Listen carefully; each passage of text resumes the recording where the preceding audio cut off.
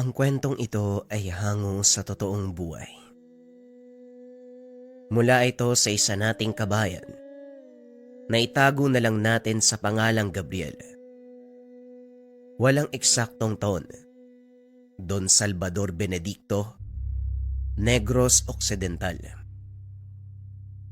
Marami sa atin ang namamangha sa ganda ng kalikasan at gusto nating alamin ang mga kwentong nakabalot dito. Kagaya ng tampok nating lugar. Kung taga Negros o kahit sa amang dako ng bansa at mahilig magmotor, malamang narating mo na ang kabundukang ito. Kilalang pasyalan ang Don Salvador Benedicto dahil sa napakagandang tanawin at malamig na klima. Dinarayo ito ng maraming lokal at dayuhang turista dahil kakaiba ang lugar. Ayon pa sa iilang mga nakarating sa lugar, iisipin mong nasa ibang dimensyon ka. Lalo na kapag nakita ang mga nakapaligid na kabundukan, kapatagang punong-puno ng puno at mga naglalakihang punong kahoy. May ilang magandang pasyalan din sa lugar, kagaya ng mga talon, ilog at mga burol, na kung saan ay mararanasan mo ang kakaibang kapayapaan sa piling ng kalikasan. Ngunit bago pa man makilala ang ganda ng kabundukang ito, isang kwento ang bumalot sa lugar. Ito ay tungkol sa tagapagbantay ng kabundukan. Nakatira malapit sa mismong bayan ng Don Salvador itong si Gabriel. Kasakasama sa bahay ang kanyang lolo Nardo. Pagtatanim ng gulay ang pangunahing hanap buhay ng matanda at katuwang nito sa bukirin ang binata. Si Gabriel ang siyang nangangasiwa sa pag-aani ng gulay, lalo na kung mga pananim kagaya ng sayote at kalabasa ang kanilang pipitasin. Malalaking kaing ang pinaglalagyan ng mga ito, kaya nahihirapan ang matanda sa pagbubuhat, paakyat sa mismong kalsada. Mula doon ay dadalhin naman nila ito sa pamilihan, sakay ng karo na hila-hila ng kalabaw. Pangkaraniwan na kay Gabriel ang ganitong kabigat na gawain. Dahil bata pa lamang, araw-araw na itong nag-aakyat panaog sa tanimang nasa bandang ibaba ng burol, kung saan nakatayo ang kanilang tahanan. Paminsan, nakikipagkarera pa ito paakyat sa kaibigang si Simon paakyat sa burol. Magkatabi lang ang kanilang taniman, kaya sa tuwing matatapos magtrabaho, nananatili ang binata sa tahanan ni Gabriel upang makipagkwentuhan hanggang sa sumapit ang gabi. Madalas nakikisali sa usapan si Tatang Nardo at ang palaging binibida nito, mga alamat ng kanilang bayan. Alam nyo mga bata, ang bayang ito ay mayaman sa alamat at mga kwentong kababalagan. Wika ni Tatang Nardo. Alam na po namin halos lahat ng kwento nyo, Lolo. Ano pa bang hindi namin naririnig? Tugon ni Gabriel. Ang tungkol sa tagapagbantay ng kabundukan. Alam nyo ba, may isang nilalang na nagbabantay dito. Aba, parang bago yan ah. Ngayon lang po namin narinig yan, Lolo. Sige nga po, ipaliwanag nyo sa amin. Tugon ni Simon. Kaso baka gabihin ka, Simon. Hindi ka naman kaya papagalitan ng tatay mo. Hindi naman po. Siguradong tulog na din yun pag uwi ko. Sige na ho, ikwento nyo na, Lolo. O siya, sige. Pero parang masarap makipagkwentuhan kung may umuusok na kape sa harapan natin at ilang pirasong inihaw na kamoteng kahoy. Gabriel, magpaningas ka nga ng baga at bumunot ng 2 puno ng kamoteng kahoy para naman may dinadampot tayo habang nag-uusap. Sige po, Lolo. Sandali lang ha. Dali-daling kumuha ng uling si Gabriel at sinindihan. Nang magningas ito, tumakbo ang binata papunta sa likod ng bahay upang bumunot ng kamoteng kahoy. Ayan na, Lolo. Inaantay ko na lang na kumulo ang tubig. Magtitimpla na ako ng kape. O sige, Sandali lang. Habang naghihintay tayong maluto ang inihaw na kamote, bakit hindi muna kayo magsindi ng sulo? O hindi kaya magsiga ng mga bunot ng nyog para walang lamok? Ako na po ang bahala doon, Lolo. Maupo na po kayo dyan. Matapos magpausok at mag-ihaw ng kamoteng kahoy, umupo na ang dalawang binata sa harapan ni Tatang Nardo. Naaalala ko pa nung mga bata kayo, wala pa ring pinagbago. Sa tuwing magkukwento ko, nanlalaki ang mga mata nyo. Nakakatuwa po kasi yung mga kwento nyo, Lolo. Kahit ilang beses na naming naririnig, hindi nakakasawa. Tama, Lolo, aminin ko. Hinahanap-hanap ko po yung mga panahong wala kaming iniintindi. Kundi maglaro, mag-aral, kumain, matulog. Kaso hindi na namin pwedeng balikan eh. Kaya kahit sa kwentuhan na lang, Lolo, magkaroon kami ng pagkakataon na maging bata. Ganun ba? O siya, makinig kayong mabuti. Dahil ang kwentong ilalahad ko, hindi nyo pa naririnig. Ito ay tungkol sa isang lalaki na nagngangalang Nonas.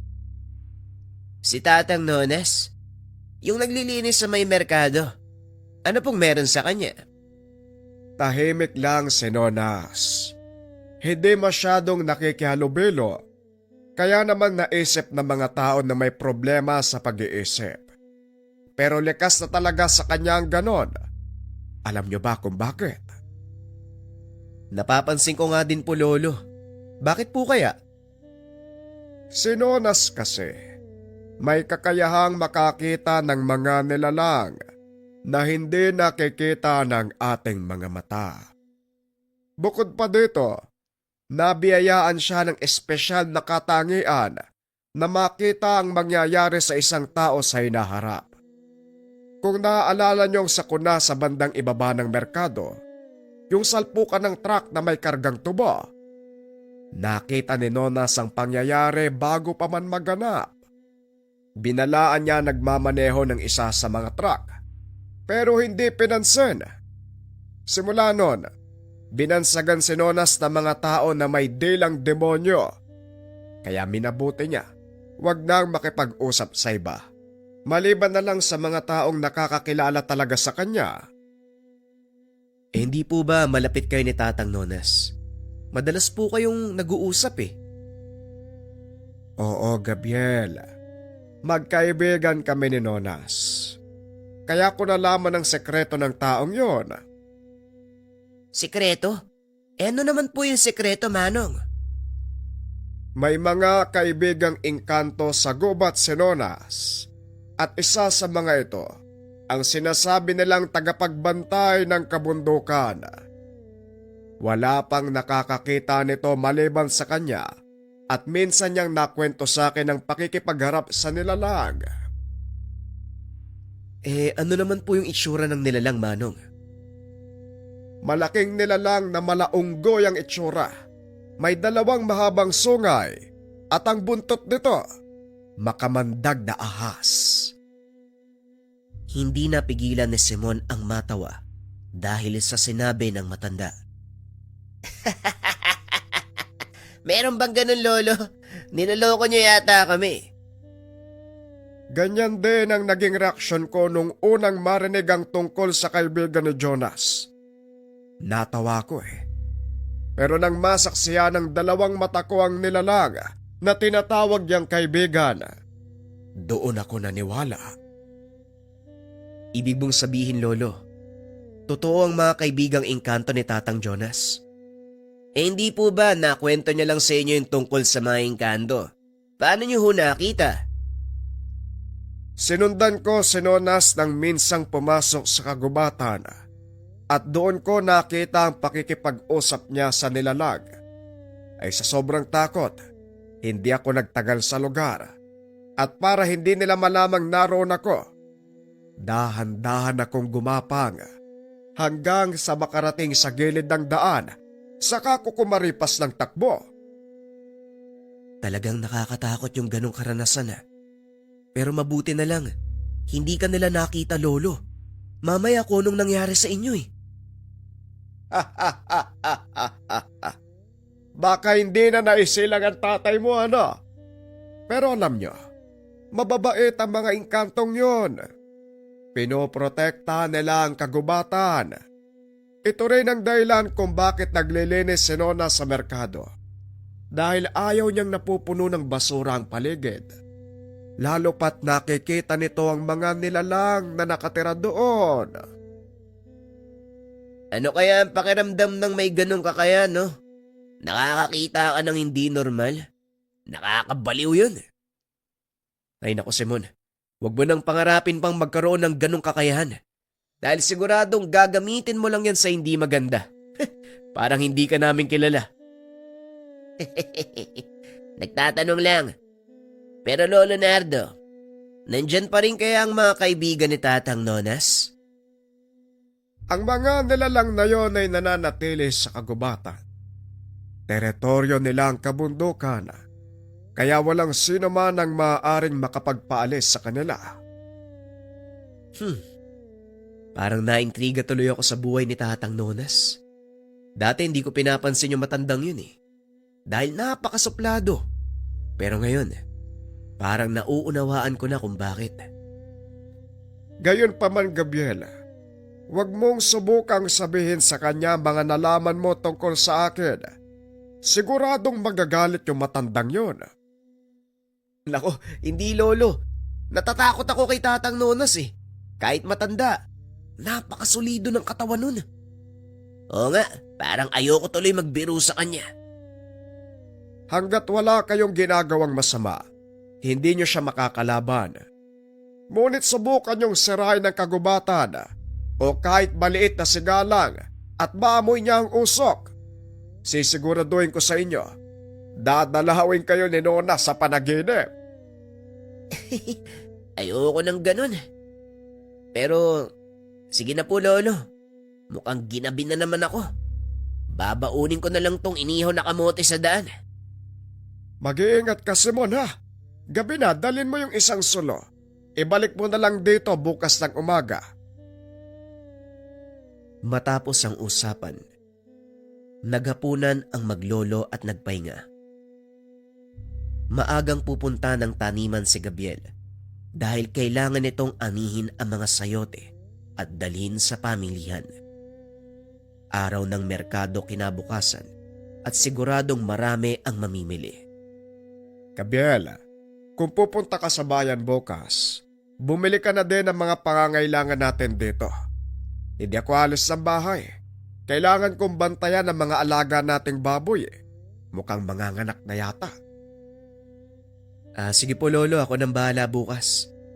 Pagkadala ko ng mga gulay, mamimili na ako at uuwi din kagad. Para kung sakaling manganak ang alaga natin, makatulong pa ako.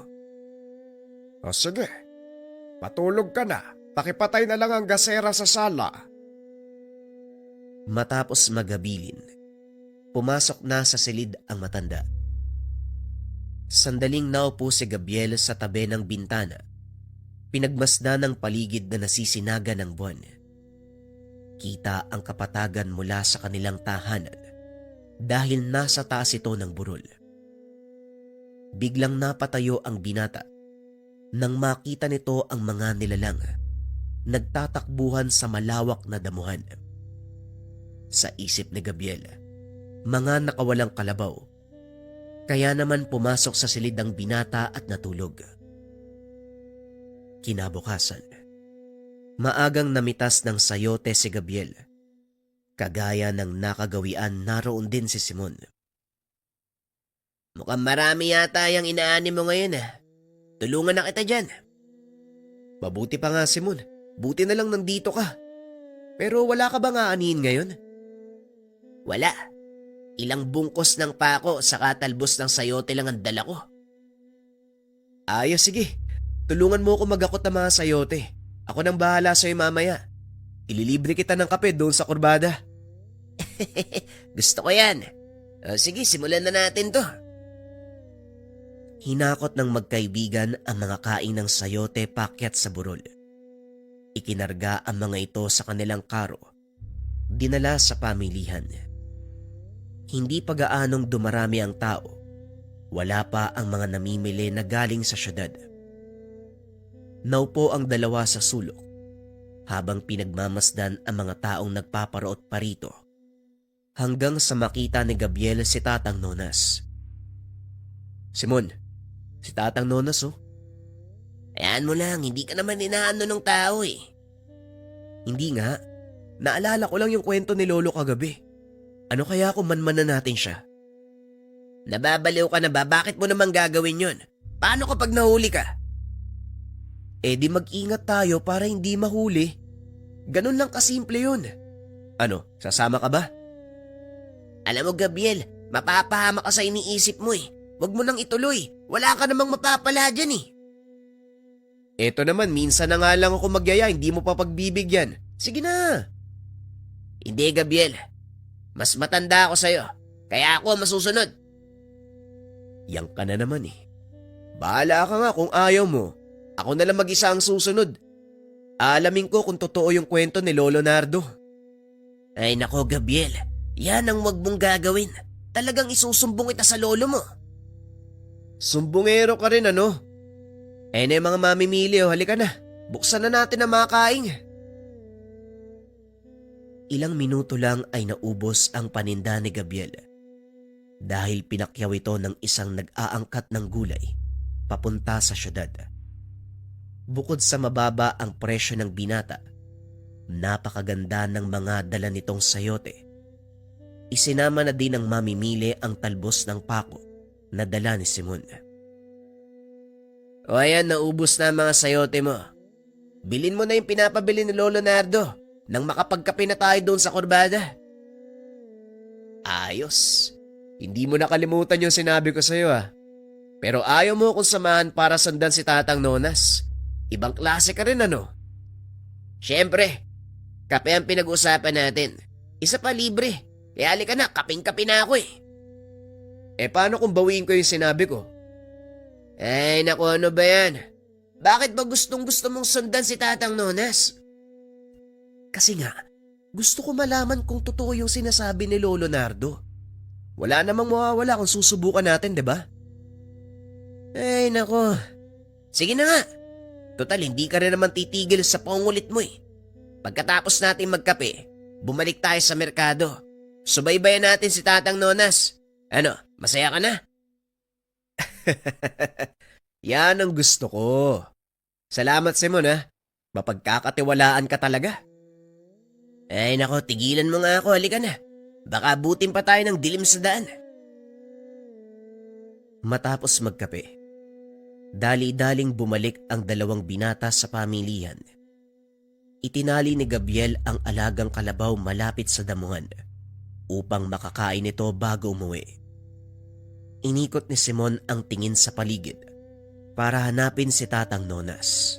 Kaso nga lang hindi niya ito natagpuan. Mukhang nahuli tayo, Gabriel. Wala na si Tatang Nonas. Hindi, Simon. Sa ganitong mga oras, naroon siya sa likod ng pamilihan. Sinisindihan ng mga dahon. Hinihiwalay ang mga napulot niyang basurang plastik. Langya, alam na alam ah. Araw-araw ko nakikita si Tatang Nonas doon, tuwing hapon. Kaya halika na, mamaya hindi natin siya maabutan eh. Dali-daling tumakbo si Gabriel. Sinundan naman ito ni Simon. Nakita nila ang matandang naghihiwalay ng mga basura habang may kung anong sinasabi. Ay nako, kailan ba matututo ang mga tao na ayusin ang pagtatapon nila ng basura? Nakakarinding maglinis sa mga kalat. Pero kailangan para hindi masira ang inyong tirahan. Ah, parusahan? Oo, yun din ang gusto ko. Pero nakakaawa lang kasi ang mga tao kung makikialam kaya. Nagkatinginan ang dalawang binata dahil wala namang nakikita ang mga ito. Sino kayang kausap ng matandang yan? Mukhang nasisiraan na ng ulo. Huwag kang maingay, mamaya marinig ka niyan eh. Naku! Ito na nga ba yung sinasabi ko? Magtago ka, bilisan mo. Natunugan tayo ni Tatang Nonas. Dali-daling hinila ni Simon ng kaibigan Dumapa ang mga ito sa likod ng bato. Sinong nandyan? Lumabas kayo. Kung ayaw niyong ako pa ang pumunta sa pinagtataguan niya. Anong gagawin natin? Yari tayo dito. Huwag kang lalabas kahit anong Hindi na ituloy ni Simon ang sasabihin. Biglang may humila sa damit nito paitaas. Kayo pala. Ano ginagawa niyo? Bakit kayo nandito? Wala po, Tatang. Napadaan lang po kami. Sa akin pa talaga magsisinungaling. Ang totoo, sinusundan niyo ako kanina, hindi ba? Ha? Hindi po, Tatang. Napadaan lang po talaga kami. At saka bakit naman namin kayo susundan? Oo nga naman. Bakit ka ba ako sinusundan? Tigilan mo ako ha. Isang pagsisinungaling pa. Ipapakain ko kayo sa mga daga dito. Hindi po, Tatang. Oo na, sinusundan ka namin. May mga narinig kaming kwento tungkol sa inyo eh. Kwento? Ano yon? May mga alaga daw kayong pusa. Tama, di ba, Simon? May mga alaga daw po kayong pusa. Pusa! Ay, nako. Alam nyo ba, walang masama kung magsasabi kayo ng totoo. Kilala kitang bata ka. Hindi ba apo ka ni Nardo? Yung nagtatanim ng gulay doon sa kabilang burol. Opo, tama po kayo. Pasensya na po, Tatang Nonas. Kung sinundan po namin kayo, ang totoo po niyan. Nakwento po sa amin ni Lolo eh. Ayon sa kanya. May alaga kong engkanto. Nagkatinginan ang dalawa dahil hindi nila akalain na alam ng matanda ang tungkol sa kanilang pakay. Saka pa lamang naalala ni Simon ang sinabi ni Tatang Nardo na may kakayahan ng matanda na makita ang mangyayari sa inaharap. Mukhang totoo nga ang sinabi ng Lolo Gabriel mo. May kakayahan ngang makakita ng mangyayari sa inaharap itong si Tatang Nonas. Pero Tatang, totoo po ba yung sinabi nila na may alaga kayong engkanto?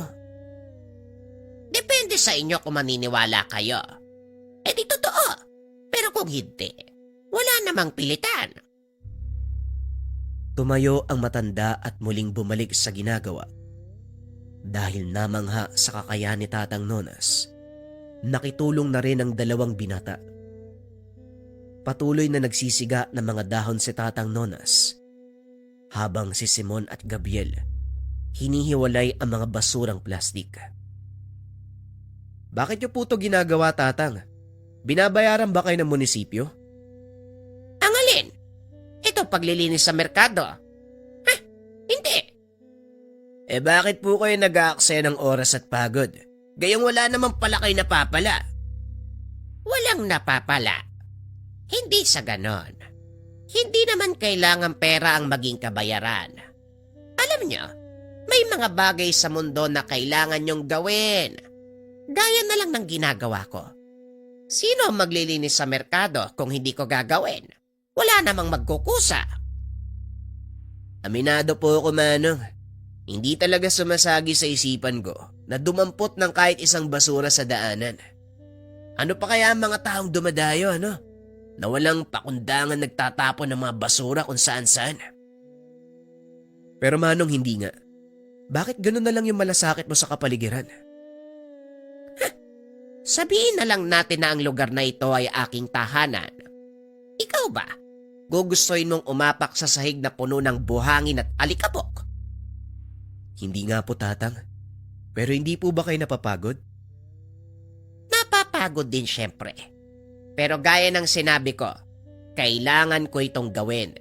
Hindi lang para sa akin, kundi para sa nakararami.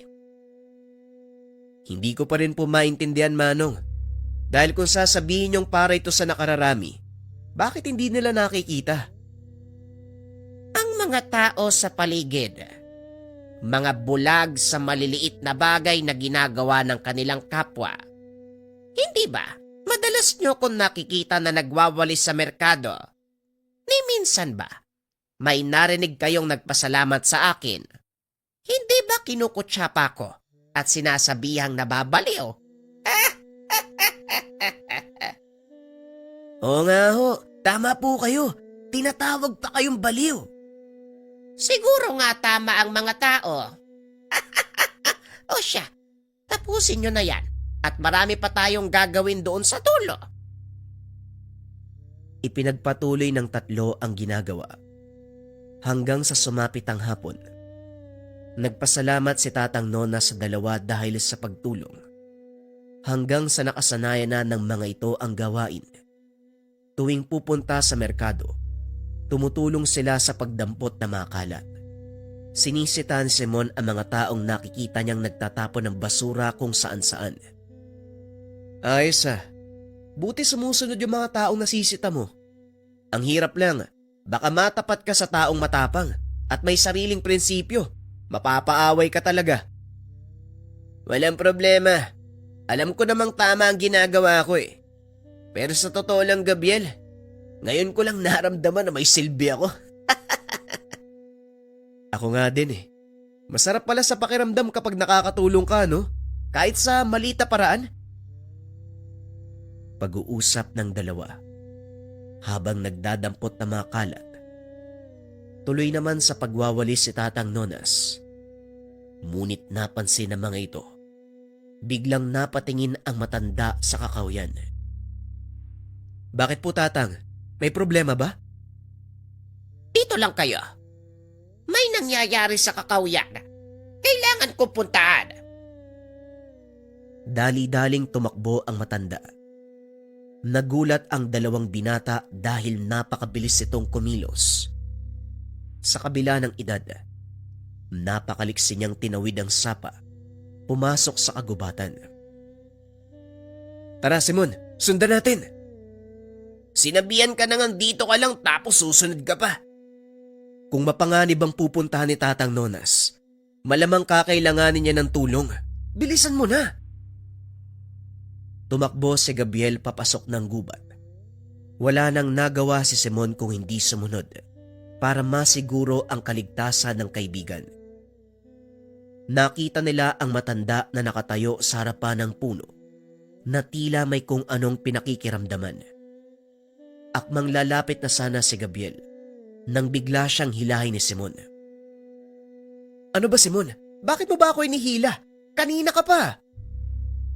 Tignan mo kasi muna ang nangyayari.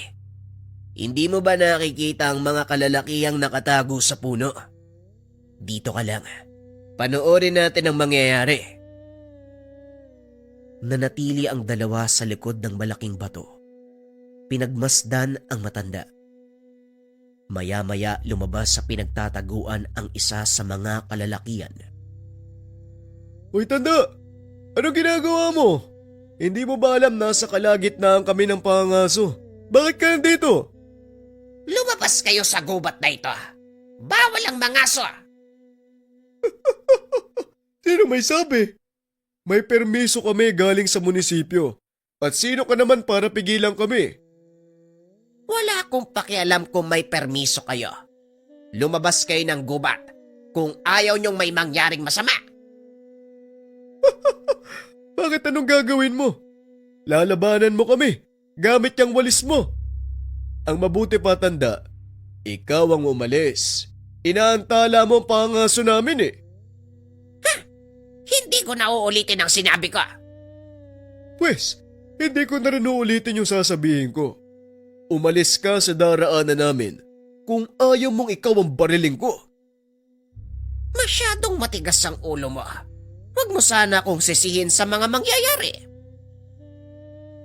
Tumalikod ang matanda at naglakad palayo. Tumawa naman ng malakas ang mga mangangaso. Ngunit isang malaking nilalang ang biglang nagpakita. Nanlaki ang mga mata ng dalawang binata dahil ito ang engkantong alaga ni Tatang Nonas. Totoo nga ang sinasabi ni Lolo Nardo. Simon, umalis na tayo dito. Kung kailan nasa magandang parte, doon ka pa aalis. Huwag ka mag-alala. Nasa panig natin ang nilalang na yan. Kumalma ka. Biglang nagsigawan ang mga kalalakihan nang makita ang nilalang. lalo pa nang ilabas nito ang kanyang buntot. Pinalaan ko na kayo kanina, pero walang nakinig. Pasensya na, pero huli na ang lahat. Magiging hapunan kayo ng alaga ko. Wika ni Tatang Nonas, sabay kumpas ng kanyang kamay. Sinugod ng nilalang ang mga kalalakian. Isa-isang nilapa ang mga ito hanggang sa walang matira. Nakatulala ang dalawang binata. Hindi makapaniwalang may ganong nilalang na nakatira sa kanilang kagubatan. Matapos ang kaganapan, nilingon ni Tatang Nonas ang mga ito. Hindi ba sinabihan ko kayo na manatili sa merkado? Bakit kayo sumunod? Hindi makapagsalita si Gabriel. Patuloy pa ring nakatingin sa nilalang na noon ay dinidilaan ang kanyang mga kuko. Nahahawig sa unggoy ang ulo nito. Ngunit ang katawan, parang sa aso. Ang pagkilos at ugali naman ay sa pusa. Gabriel, hoy, anong nangyayari sa'yo? Gumising ka nga. Sinampal-sampal ng binata ang kaibigan hanggang sa bumalik ito sa ulirat. Ano yung nilalang na yan? Gidor ang tawag sa kanya. Isang nilalang na mula sa kabilang dimensyon. Ngunit pinili ang ating kagubatan upang maging tahanan. Isa lang siya sa mga nilalang na nagbabantay sa buong kabundukan ng ating bayan. Pagpapaliwanag ni Tatang Nonas. Matapos ay inutusan nito ang nilalang na bumalik sa pinagtataguan. Nasorpresa si Gabriel dahil bigla itong pumasok sa malaking bato. Nananaginip ba ako, Simon? Totoo bang nangyayari ang lahat ng to? Totoo ang lahat ng ito. At isang bagay lang ay papakiusap ko sa inyo. Wala sanang makakaalam ng tungkol sa nangyari dito. Makakaasa po kayo, Tatang. At isa pa, kahit sabihin namin to sa tao, wala namang maniniwala sa amin eh. Halos buong buhay ako naniwala na hindi totoo ang mga engkanto. Kahit nakikita na ng sarili ko mga mata, hindi pa rin maproseso ng isip ko ang pangyayari. Normal lang yan. Kaya sige na, lumabas na kayo sa gubat. Baka magdatingan ng mabangis sa mga engkanto. Lalong hindi nyo gugustuhin makita ang mga yon.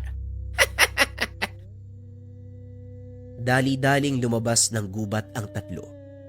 Bumalik ang mga ito sa merkado. Ipinagpatuloy ang paglilinis. Hindi pa rin nawawala sa isipan ni Gabriel ang mga nangyari. Kaya muli nitong kinausap si Tatang Nonas. Ano po bang ginagawa ng mga taong yan sa gubat, Tatang? Mga mangangaso sila, iho.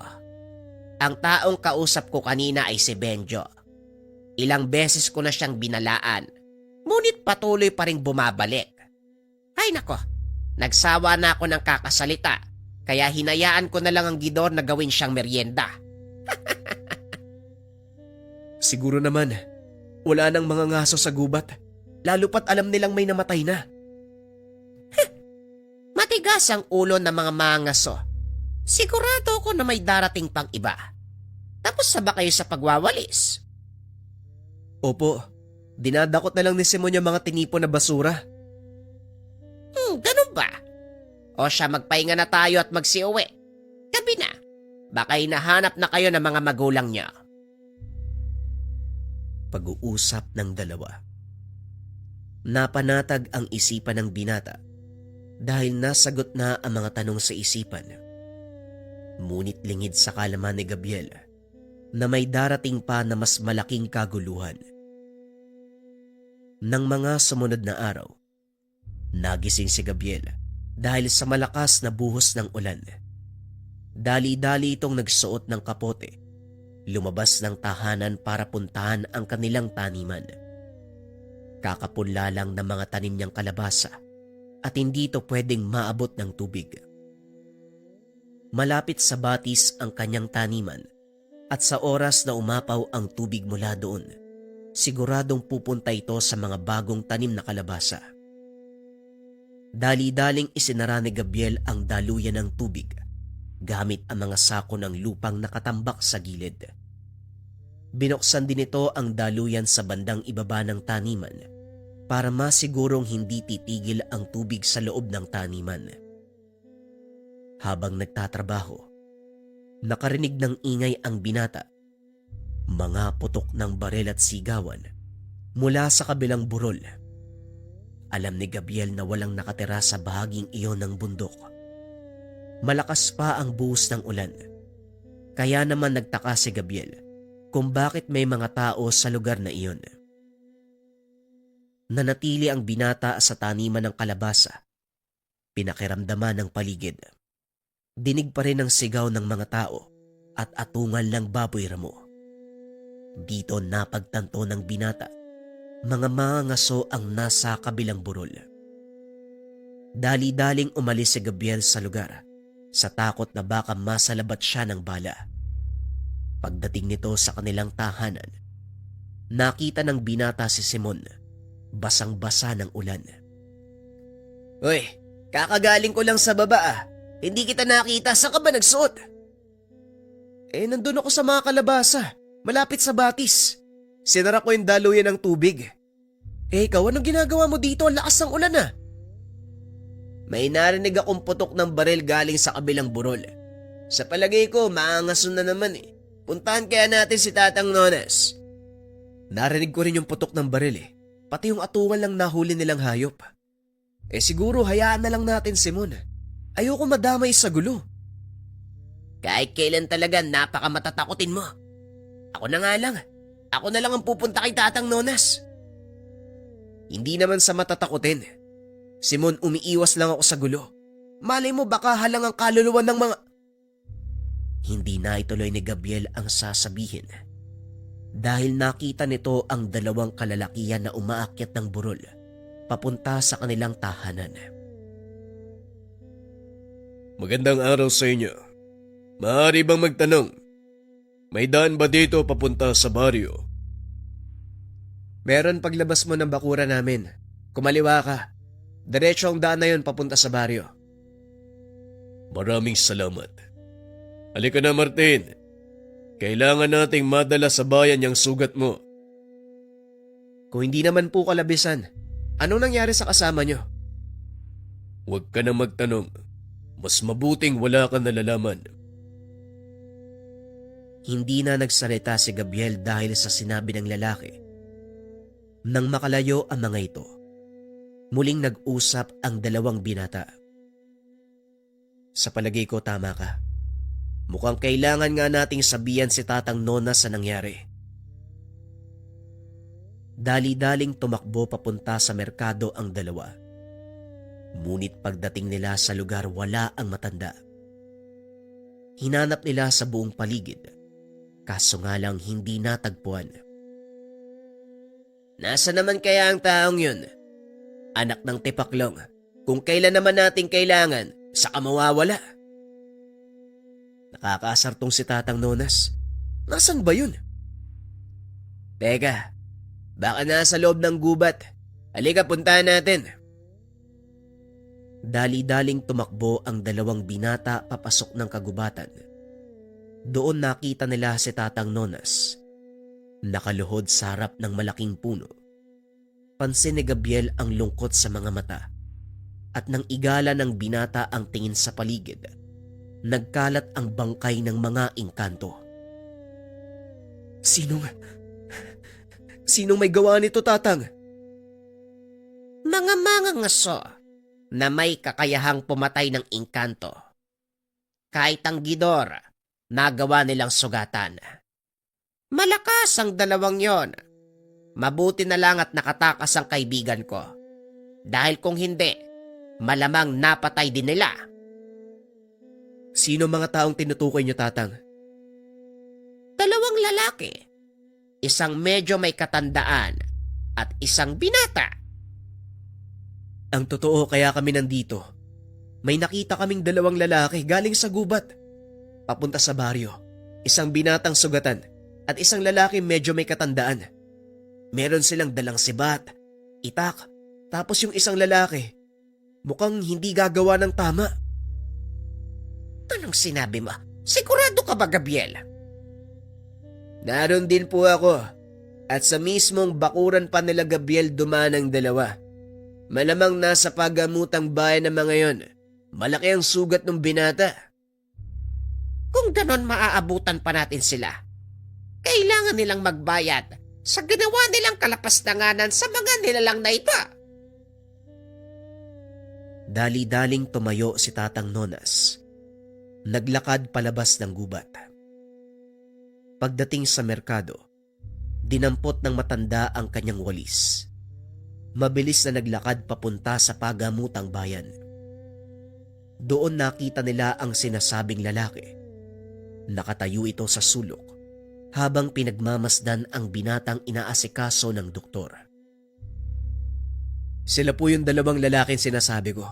Sila din po ba'y nakita nyo, Tatang? Walang duda. Sila nga, Gabriel. Pero hindi natin pwedeng kumprontay na mga yan, lalo na't maraming tao sa lugar na ito. Talagang hindi. Lalo pat walis lang ang dala mo. Anong panama ng mga yan sa itak at sibat na dala nila? Tama si Simon, Tatang. Wala tayong laban sa mga armas nila. Hindi sila pwedeng makaalis ng bayan. Pero hindi rin tayo pwedeng manatili dito. Lalo kayong dalawa. Magsiuwi na kayo. Ako nang bahala sa kanila. Anong sinabi mo, Tatang? Hindi ka namin pwedeng iwan dito. Mapanganib ang taong yan. Kung nagawa niyang patayin ng mga engkanto, ano pa kaya magagawa niya sa isang matandang kagaya mo? Alam kong mapanganib ang taong yan. At yun din ang dahilan kung bakit kailangan niyong umalis. Ayokong isugal ang kaligtasan niya. Sige na, umalis na kayo. Hindi, Tatang, pasensya na. Pero hindi ka namin susundin sa pagkakataong ito. Nakita ni Simon ang iyong dalisay na di kain. At para sa amin, walang masama kung susunod kami sa yapak mo. Kung may isang bagay akong ayaw dito kay Gabriel, yon ay katigasan ng ulo. Pero minsan, nagdudulot din na maganda. At gaya ng sinabi nitong kaibigan ko, hindi kami aalis sa tabi mo. Buhay niyo ang nakasalalay dito. Kung talagang desidido kayo. O sige, samahan niyo ako. Nanatili ang tatlo sa pagamutan. Inantay na matapos ang paggamot sa sugat ng binata. Pagkaalis ng doktor, kagad nilapitan ni Tatang Nonas ang lalaki upang kumprontahin. Napatayo ang lalaki nang makita ang matanda. Ikaw na naman, tanda. Binalaan na kita. Ano pang ginagawa mo dito? Sa tingin mo makakaligtas ka sa ginawa mong kalapastanganan? Sinabi ko na sa'yong umalis ka. At huwag makialam. Ayokong gumawa ng gulo sa lugar na ito. Kaya hanggat maaari, iwan mo kami ng kasama ko. Maging ang mga nilalang na pinatay niya, wala din silang ibang hangad kung hindi mamuhay ng payapa. Pero anong ginawa niya? Pinatay niyo sila! Hindi makatarungan ang ginawa ko. Pero gumaganti lang ako sa ginawa nila sa aking kapatid. Namatay siya sa kagubatan at ang may gawa nun ay mga engkanto. Pinagtanggol lang ng mga engkanto ang kanilang tahanan dahil sa ginagawa niyong paglapastangan. Kahit ano pa ang rason, hindi mawawala sa akin ang galit sa ginawa ng mga isinumpang nilalang na yan. Umalis ka, tanda, bago pa magdilim ang paningin ko. Napansin ni Gabriel na maraming nagtitinginan. Kaya bago pa magkaroon ng kaguluhan, dali-daling hinila palayo si Tatang Nonas. Hayaan mo muna sila, Tatang. Baka magkaproblema. Nasa pampublikong pagamutan tayo. Maraming tao magrereklamo kapag nagkagulo. Wika ng binata. Sumama naman si Tatang Nonas. Inaya ni Gabriel ang matanda na umuwi sa kanilang tahanan upang makapagkape at pag-usapan ang maaaring gawin. Pagdating sa bahay, laking gulat ni Tatang Nardo dahil kasama na magkaibigan ang matanda. Nonas, ano ginagawa mo dito? Bakit basang-basa kayo? Pasensya na sa abala, Nardo. Isinama ko ng apo mo para kumalma. Eh bakit ba? Ano nangyari? Gabriel, ipaliwanag mo nga. Wala naman po, Lolo. May kaaway lang si Tatang Nonas sa pamilyan. Kaya dinala ko muna dito para magkape. Pampalamig ng ulo. Ayos pampakalma mo ang kape. Ay sandali lang, may nilagang saba doon sa kusina. Ako na po ang kukuha, Lolo. Pwede po ba? Pahiramin niyo muna si Tatang Nonas ng tuyong damit. Eh sandali lang, kukuha ako. Nagbihis si Gabriel at Simon. Matapos pinagpatuloy na ang usapan. Nandoon na tayo kanina. Bakit hindi pa natin sinunggaban yung taong yun? Hindi tayo maaaring manggulo sa pagamutan. Maraming tao dun. May mga sakit na nagpapahinga. Tama si Gabriel. Hindi tayo pwedeng basta-basta manggulo sa isang lugar. Bagaman sayang ang pagkakataon, pero kailangan nating palipasin. Hindi niya nagawang patayin ang Gidor, kaya alam kong babalik siya para tapusin ang sinimulan, at yon ang magiging pagkakataon para sa atin. Sugatan yung kasama ng lalaki.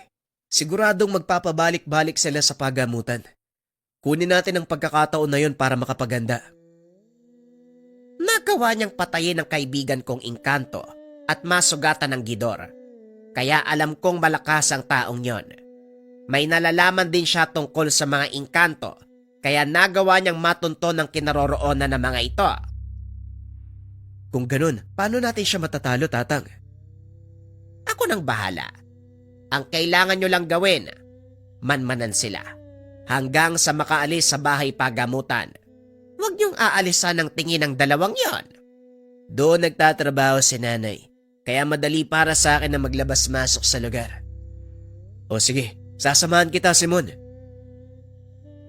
Matapos ang pag-uusap, umalis ang tatlo pabalik sa merkado. Napansin ni Gabriel na hindi binibitawan ng matanda ang kanyang walis. Anong meron sa walis na yan, Tatang? Bakit hindi mo maiwan? Malalaman mo sa oras na magkaharap kami ng lalaking yon. Biglang napahinto ang matanda. Napatitig ito sa malayo. Matapos ay nilingon si Simon.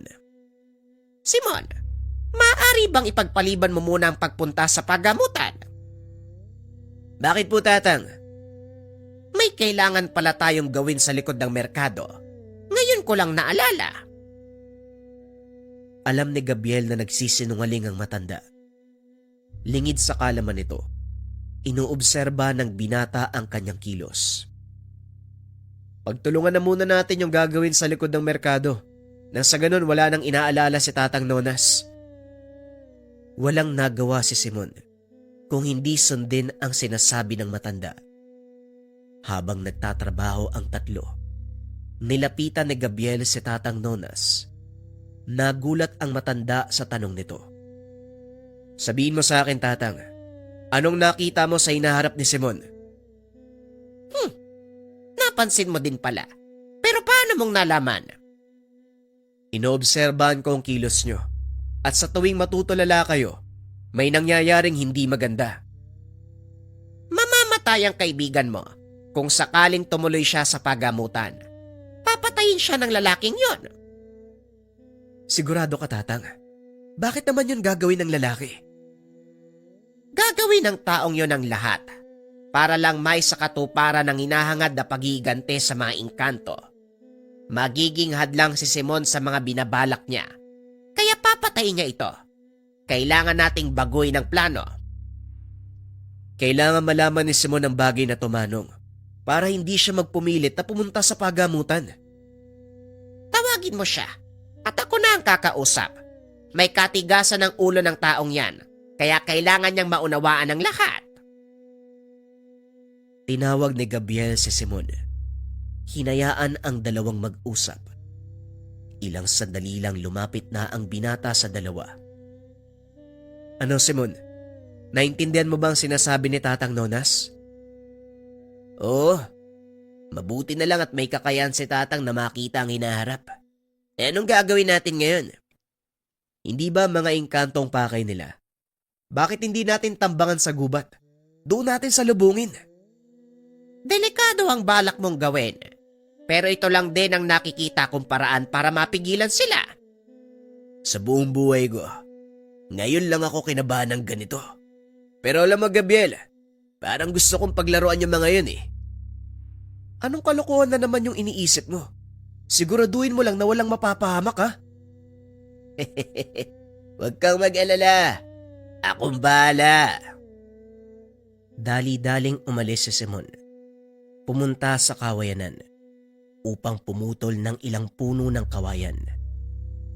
Balak niya na gumawa ng patibong para sa mga kalaban. Kung hindi niyo na itatanong, kilala si Simon sa kanilang lugar sa pagiging maloko. Nung kabataan nito, madalas siyang maglagay ng patibong sa mga daanan ng tao para sa katuwaan. Bagaman hindi nakakasakit, madalas nagiging perwisyo ito sa mga dumadaan. Ilang sandali pa bumalik na si Simon mula sa gubat. Nagawa nitong ilagay ang mga patibong sa mga lugar na maaaring puntahan ng dalawang maangaso. Ayos na mga patibong ko. Sila na lang ang iniintay. Siguraduhin mong hindi tayo mabibitag sa mga yun ha. Malilintikan ka talaga sa akin. Para ka namang bago ng bago. Dating gawi, nilagyan ko ng palatandaan ng mga patibong. Alam mo mga yun, kaya siguradong hindi ka mabibitag. Oo na, sige na. Tatang Jonas, ano pong susunod nating gagawin? Mag-intay. Yon ang pinakamainam na gawin.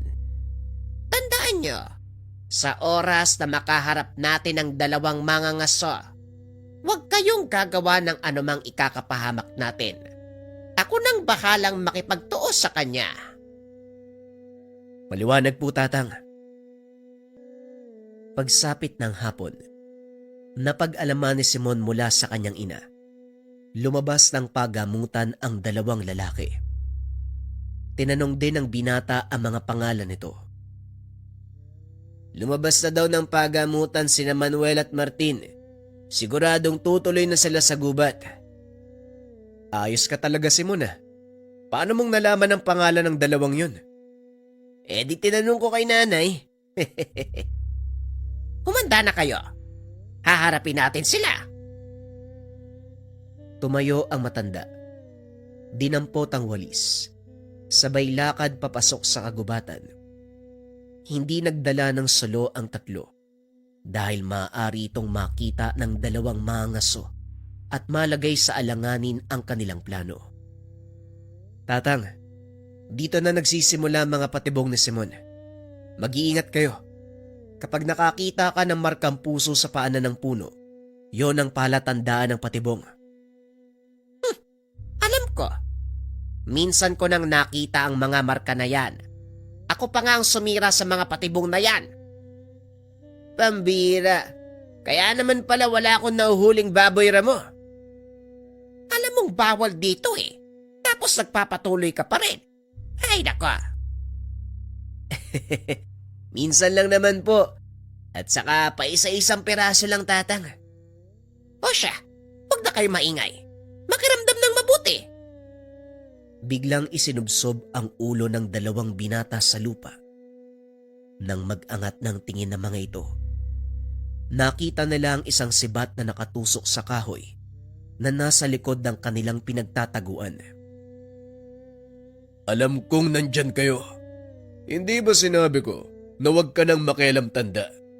Talagang isinama mo pa ang dalawang uhugi na yan. Abay, loko to ah. Sinong tinatawag mong uhugin? Di ikaw.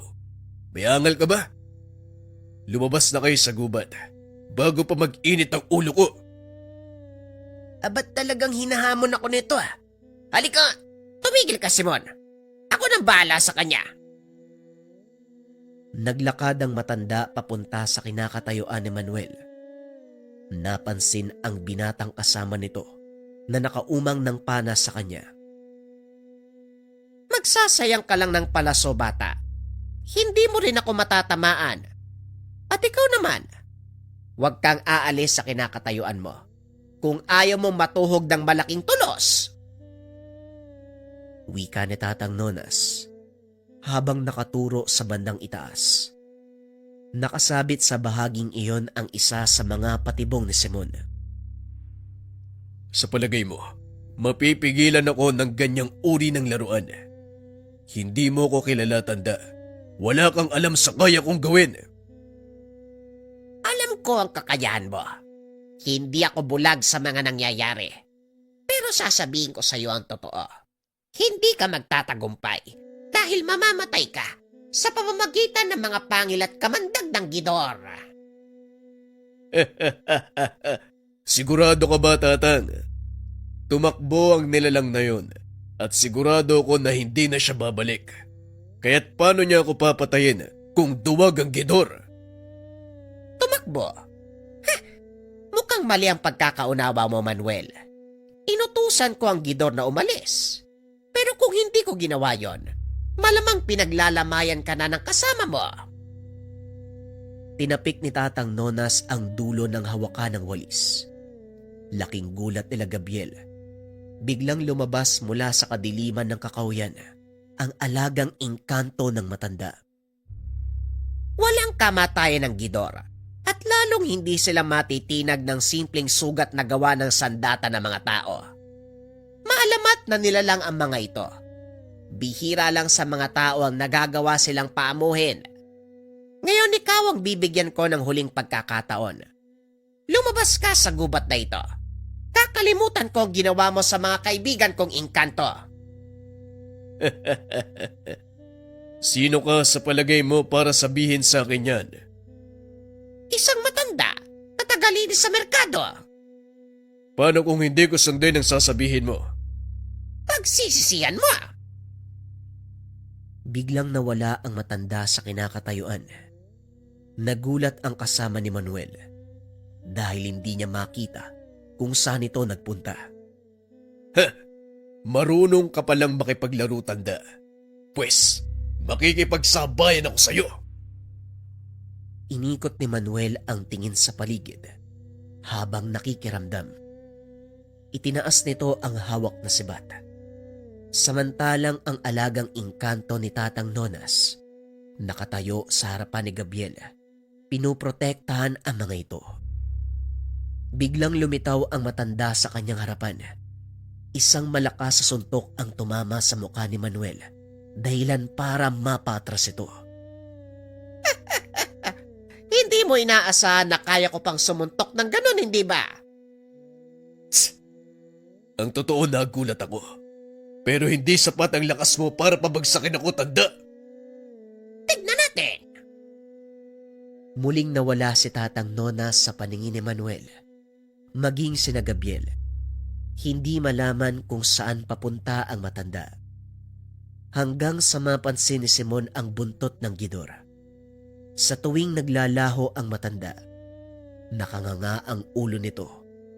At sa tuwing magpapakita naman, nakababa ito sa lupa. Tignan mo yung buntot ng Gidor, Gabriel. Tuwing mawawala si Tatang Nonas, nakanganga yung ahas. Pero kapag nagpapakita, nakatutok naman sa lupa. Hindi kaya, Huwag kang maingay. Kanino ko pa napapansin yan? Ang Gidor ay may kakayahang magbukas ng lagusan. Doon pumapasok si Tatang Nonas.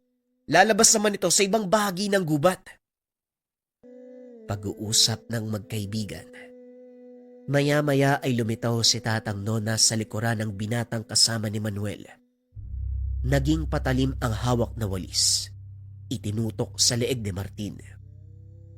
subukan mong kumilos. Tatanggalan ko ng ulo ang batang to. Martin! Walang yaka, matanda ka. Bitawan mo ang anak ko! Nagulat si Tatang Nonas nang sabihin ni Manuel na anak nito ang binata. Bibitawan ko lang ang anak mo. Kung mangangako kang lalabas kayo sa gubat at hindi na babalik. Hindi mangyayari yon, tanda. Kung mamamatay si tatay dito, mas gugustuhin ko na lang ding mamatay. Sayang ang iyong kinabukasan, iho, kaya tumahimik ka. Kausap ko ang tatay mo. Bitawan mo ang anak ko kung ayaw mong maubos ang natitirang engkanto sa gubat na ito. Sa palagay mo, hahayaan ko mangyari yon. Isang pagkakataon pa, Manuel. Umalis na kayo sa gubat na ito. Pasensya na, pero hindi ako aalis sa lugar na ito hanggat hindi namamatay ang mga engkantong pumatay sa mga kasama at kapatid ko. Pipiliin mo ang paghigante kaysa sa buhay ng anak mo. Anong klase kang ama? Isang ama na may malasakit sa kanyang mga kaanak. Biglang itinulak ni Martin ang matanda, dahilan para tuluyang malaslas ang leg nito. Nasisiraan ka na ba ng bait? Bakit mo ko tinulak? Dali-daling tumakbo si Gabriel para tulungan si Martin. Ngunit binato siya ng sibat ni Manuel. Mabuti na lamang naapakan ng binata ang patibong ni Simon. Pumulupot ang tali sa paa nito. Bumulusok pa itaas ang binata. Dali-dali namang sinugod ni Simon si Manuel. Dumampot ito ng putol na kahoy upang gawing panghampas. Nagawang sanggain ni Manuel ang atake ng binata. Ngunit hindi nito napansin si Tatang Nonas. Isang malakas sa suntok sa sikmura ang binigay sa kanya, dahilan para mapaluhod at tuluyang bumagsak. Binaliwala mo ang babala ko, Manuel. Ngayon pagmasdan mo si Martin. Siya ang naging kabayaran ng kahangalan mo at pagkagalit sa pagiganti. Walang ibang dapat sisihin kung hindi ang mga engkanto. Kung hindi nila pinatay ang kapatid ko, wala kami sa ganitong kalagayan, kaya damay-damay na lang. Nanlaki ang mga mata ni Tatang Nonas nang makita ang hawak ni Manuel. Isang bungkos ng dinamita ang dala. May sindi na ang mitsa. Dali-daling tumakbo ang gidor at kinagat si Manuel sa balikat. Kinaladkad papunta sa pinakadulo ng kagubatan. Ilang segundo ang nakalipas. Dumagungdong ang malakas na pagsabog. Kapwa namatay ang mag-ama dahil sa pagnanais na makapagigante sa kalikasan. Nakakalungkot ang pangyayaring ito.